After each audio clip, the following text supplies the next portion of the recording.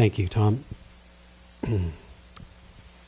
So we have been looking this month at this idea around intention and manifestation. And looking at this process, see, it's an amazing thing for me that as human beings, we can take an idea and bring it into form. And in fact, we actually kind of live in a world of ideas. And some of them have been brought into form. And so it's powerful. I think we do it so much we don't really realize that we are in this co-creative process with the divine intelligence all of the time. And so I know sometimes in our metaphysics, we like to pray, which is good. So I'm a big proponent of prayer. And sometimes we think that in doing the prayer, the work is done. But I believe that in doing the prayer, the work has begun. That when we align ourselves with Spirit and then move into action, that's when the miracles occur. That, as it says in the Bible, faith without works is dead. It is not enough to simply be on our prayer cushion. Although spending time on the prayer cushion is a very wise idea. And so I love that we get the opportunity to practice this skill all of the time. In many ways, the theme for us today is around freedom. As we celebrate the birthday of this remarkable man, Martin Luther King, what an amazing presence in the world. I go back and study his works and read his works, and what a visionary and what a remarkable example of Christian love that took the challenges of his era and worked to make them better. And had the idea that what if we followed the precepts of nonviolence in order to manifest change? You see, part of our old way of thinking, part of our, what I always call the Old Testament thinking, is an eye for an eye, right? Justifying one action because of another.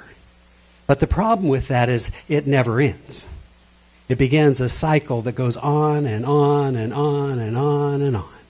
Some of the challenges we experience in our world today have their roots in 3,000 years ago conflicts. So Jesus came forward and said, here's what I would have you know. I would have you love one another. I would have you pray for your enemies. Love those who persecute you. You see, it takes real work, real spiritual work to get beyond our ego, to get beyond our self-righteousness, to get beyond our idea of right and wrong, to say, I am a loving, compassionate being, and therefore I will choose love for my fellow travelers, even when their behavior is unacceptable. You see, the example for Martin Luther King, for Gandhi, for those who worked to effect change from a nonviolent point of view was not that they were saying the current situation is okay.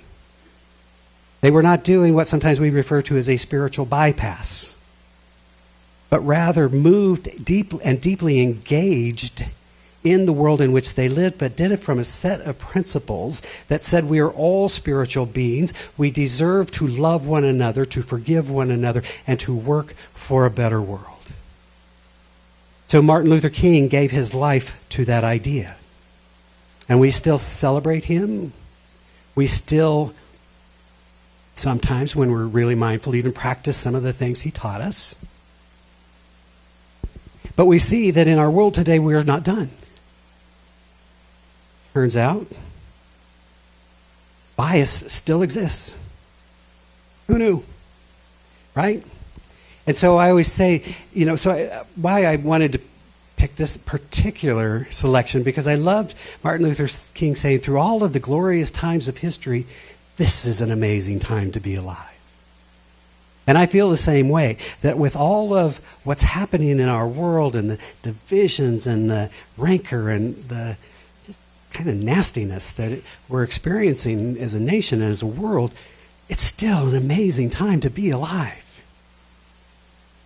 And what I'm profoundly aware of is that the call for us is to practice the teachings of Jesus, to practice the teachings of Gandhi, to practice the teachings of Martin Luther King, to work for a better world, but to do it from a place of love and of peace.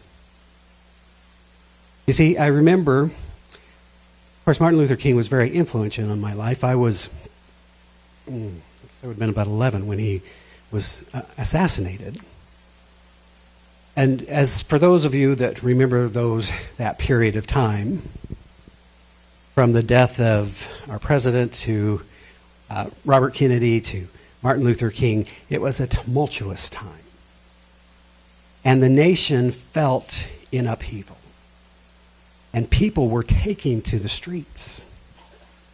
And hippies were being hippies. I had brothers and sisters who paved the way for me. Right? And there was this whole upheaval that was taking place at that time. And then it seems as things seem to settle down. And then we think, well, we elected a black president, so we must be done. Turns out, not so much. Good, step forward, right? But I talk about this a lot because I truly believe it. We talk about setting ideals, setting intention, and then moving into action to bring those ideals into fruition.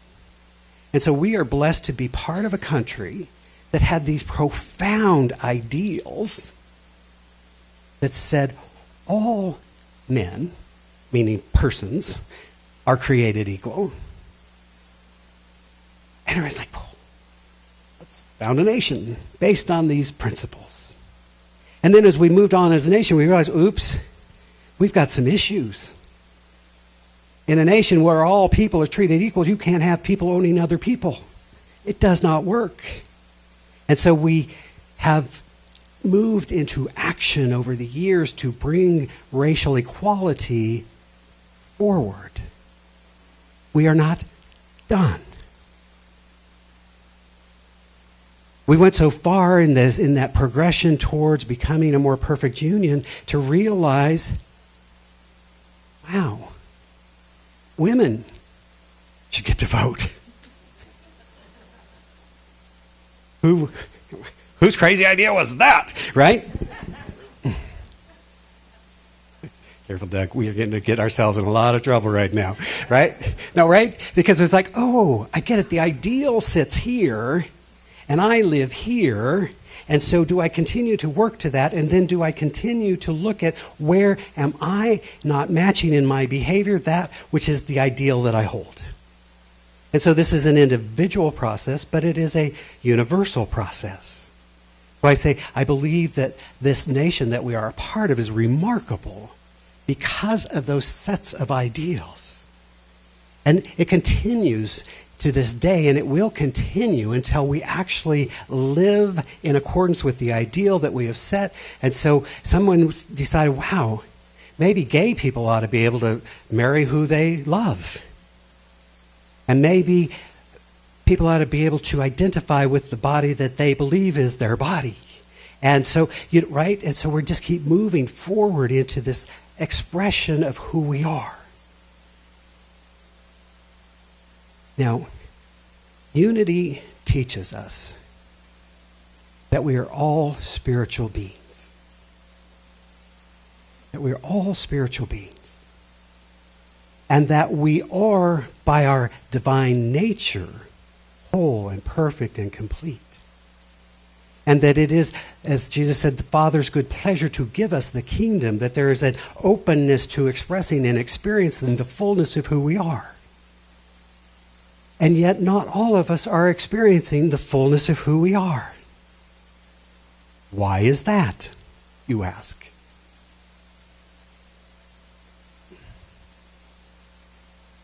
I'm starting to take my Unity classes.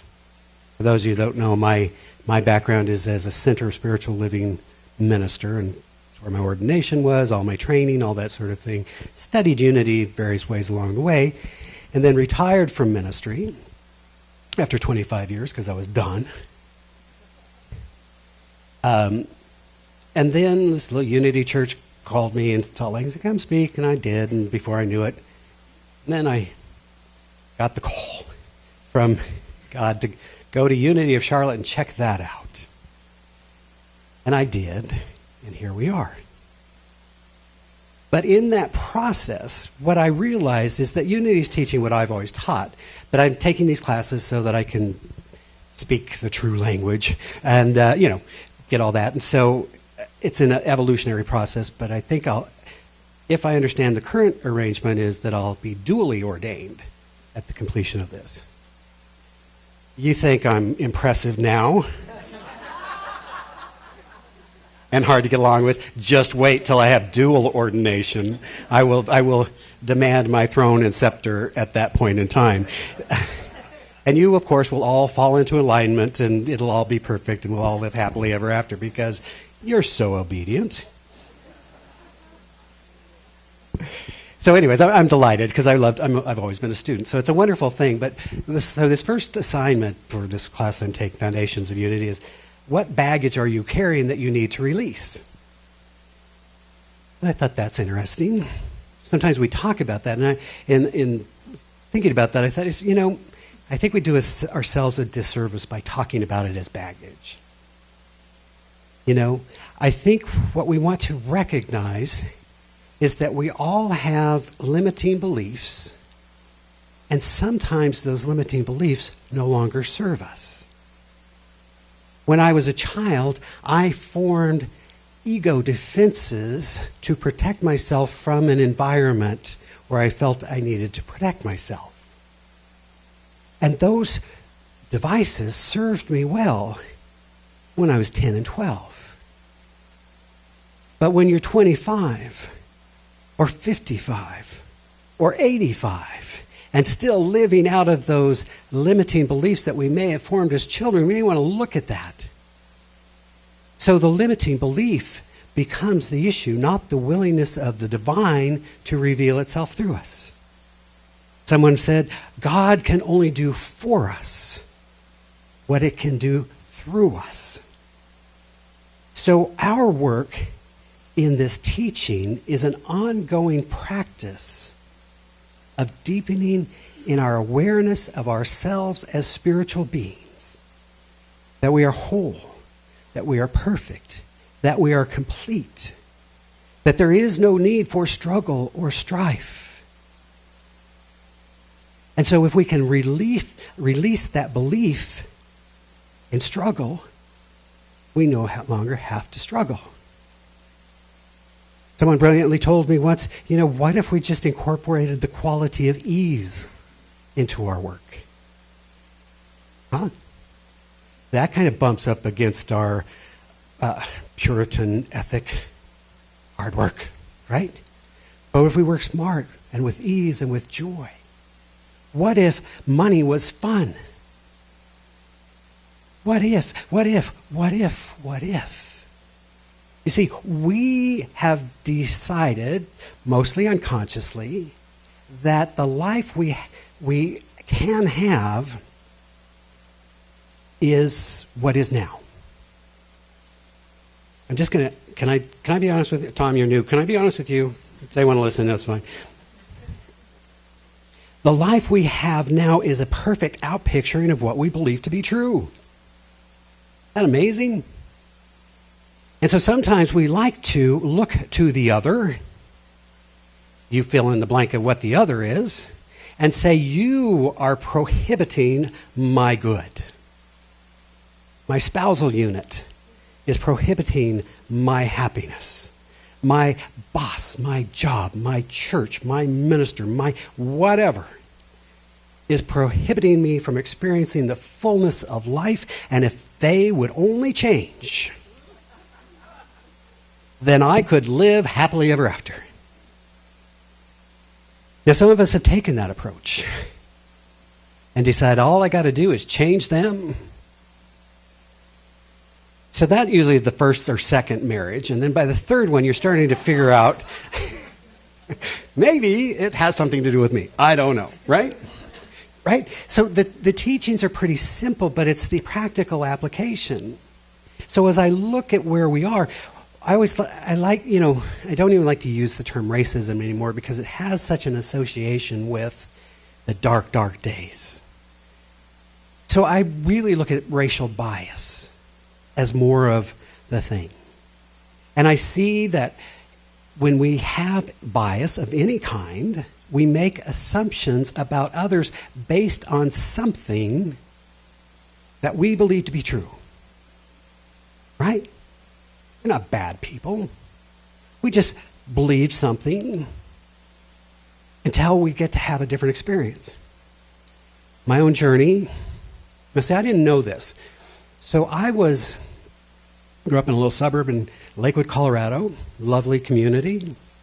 Went to a Southern Baptist church in Lakewood, Colorado, through Memorial, studied the Bible, did all kinds of things. I was in high school before I ever went to school with a black person.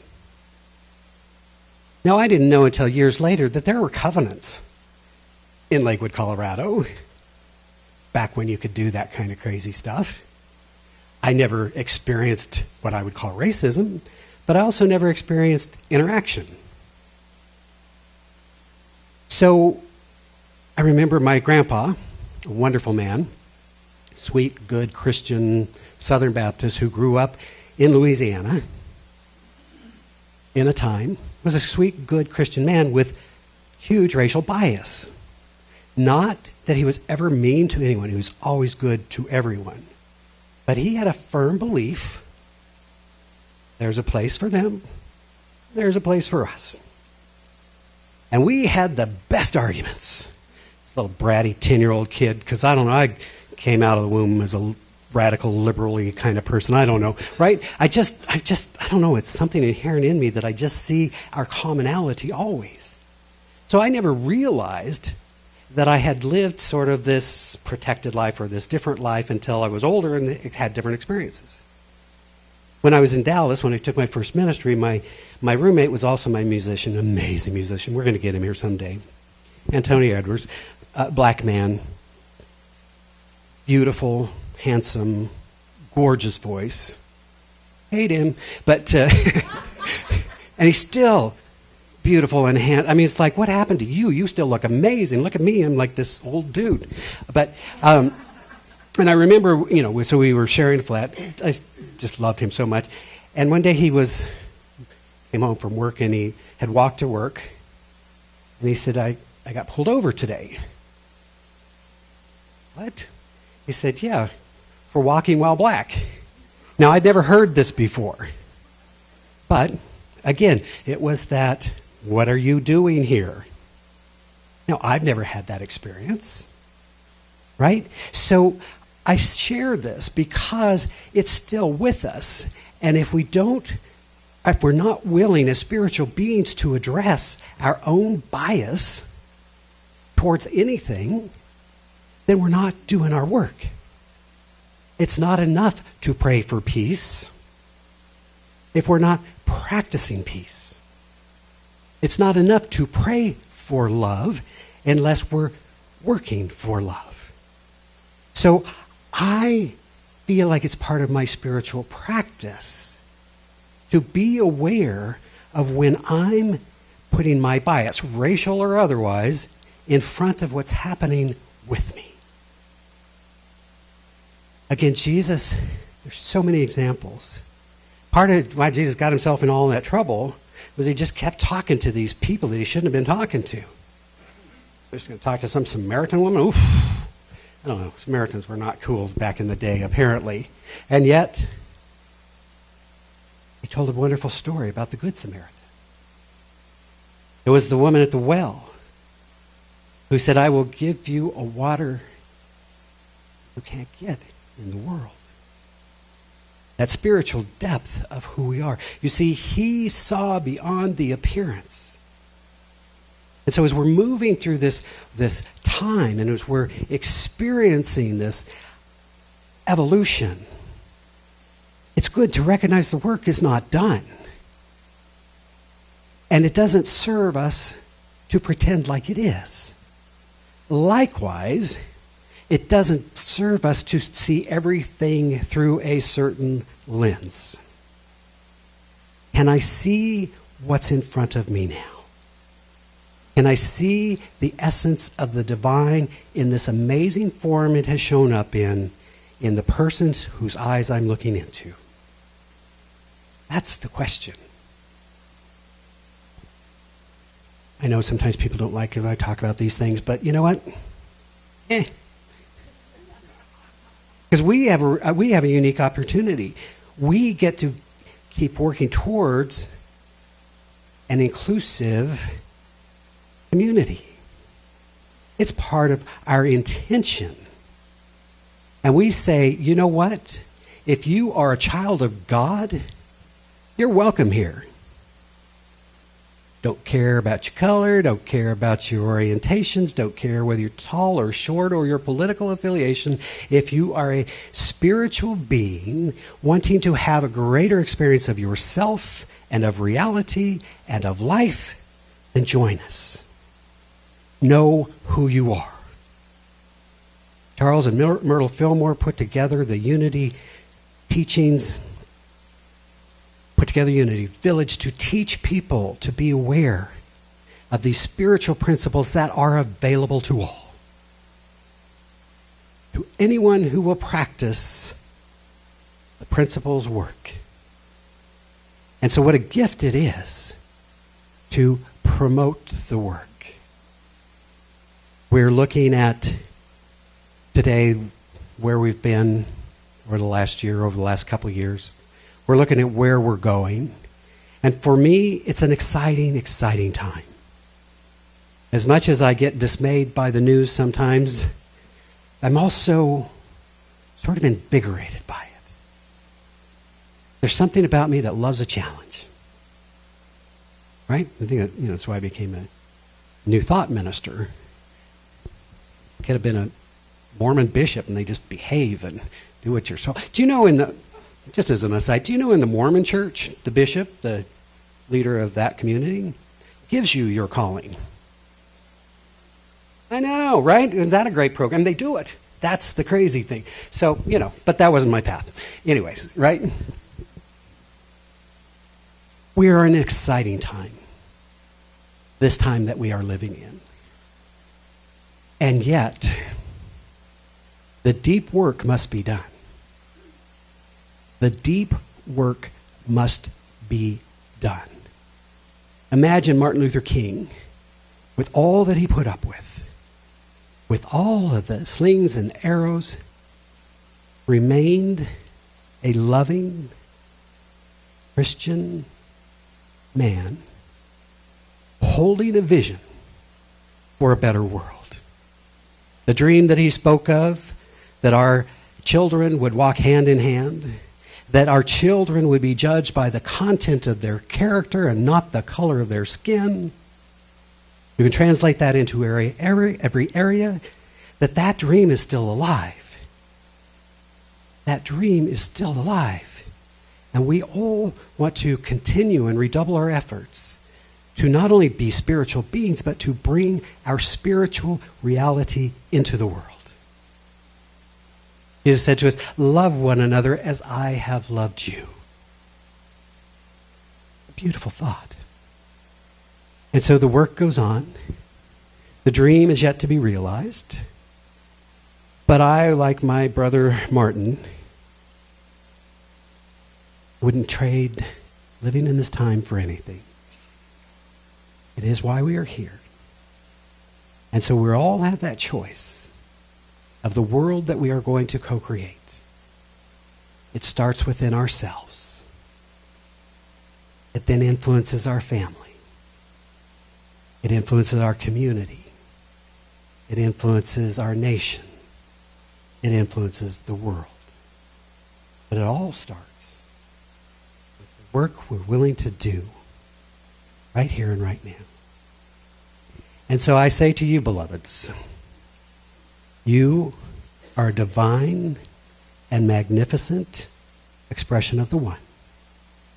Unique, beautiful, powerful. So let your light shine brightly in the world. Let us pray.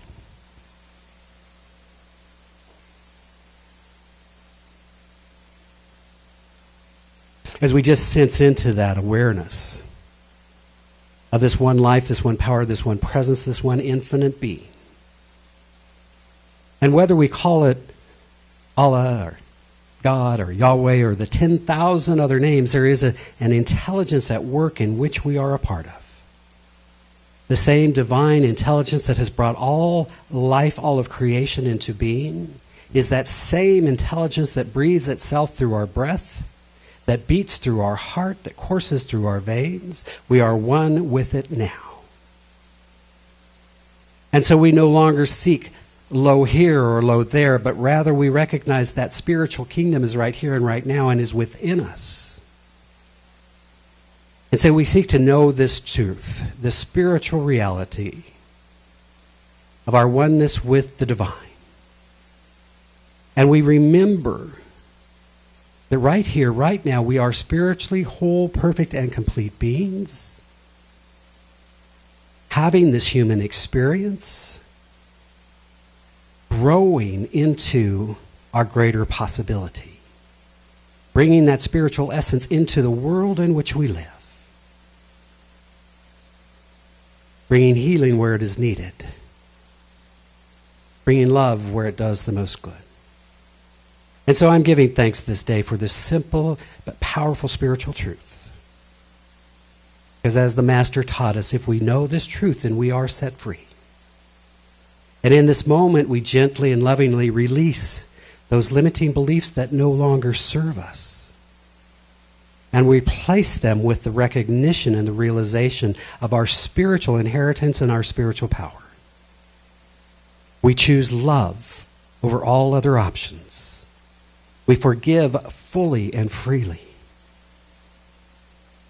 We choose wholeness, allowing it to express as health and well-being.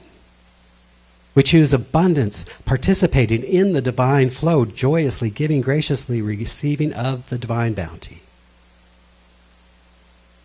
How good it is to know this truth. How good it is to be set free. How grateful I am for this opportunity to be here together, experiencing this blessing, extending that blessing, knowing that the spiritual community is blessed, that is divinely unfolding, extending our blessing to our brothers and sisters across the nation and across the world. Oneness, unity, unified. We celebrate the brotherhood and sisterhood of all humanity. We hold the high vision for a planet at peace and a world that works for all. And as always, we bless all priests, rabbis, and ministers and teachers of all faiths, where we celebrate the many pathways to the divine. For all of these blessings and so many more, I am simply giving thanks. I'm speaking this word through the power of the living Christ, knowing that it moves into universal law to bring forth its highest good. And so it is with profound joy and gratitude that I simply give thanks. I allow it to be so, as together we say, and so it is. Amen.